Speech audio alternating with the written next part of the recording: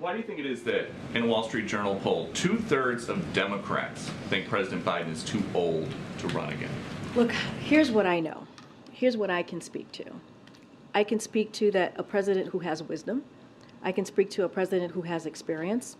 I can speak to a president who has done has taken historic action and has delivered in historic pieces of legislation. And that's important. When the last guy who was in this, in the Oval Office, talked about infrastructure week, it was a joke. And the president passed a pretty important piece of legislation in a bipartisan way because of his wisdom, because of his experience. And now we have infrastructure decade.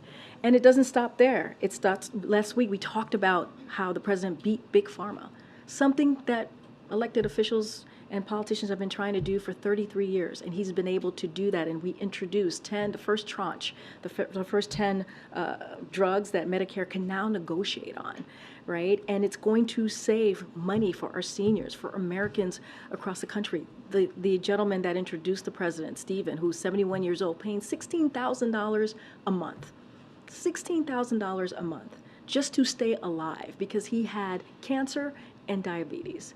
And he cannot retire because he has to pay $16,000 a month. And because of the work that this president has done, he doesn't have to do that anymore. And I'll say one last thing. I know you have a follow-up, probably about 5 more, but let me just say this one last thing, is that the interesting thing about this is that the president has done these historic pieces of legislation, whether it's the bipartisan infrastructure legislation, whether it's the American Rescue Plan, whether it's CHIPS and Science Act, whether it's the Inflation Reduction Act. There are some Republicans, right, in the House, in the Senate, that did not vote for any of these legislations that I just laid out, who go back to their state, go back to their district, and take credit for something that the president did. So this is not unusual. They did this in 2019, they did this in 2020, and they did this in 2022, and the president continues to prevail. Okay, just one more. The president Sure. said over the long weekend that he hasn't had the occasion to go to East Palestine. I just haven't been able to break. The derailment was on February 3rd. President Biden has not had a break since February 3rd. The president will go to East Palestine. He promised that he would, and he will. You saw him. So he was not on a break when he was in Lake Tahoe?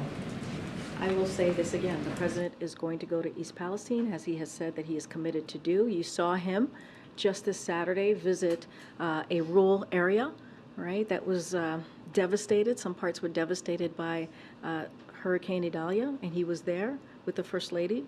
They were able to hear directly from the American people, and he was able to talk about what is it that they need.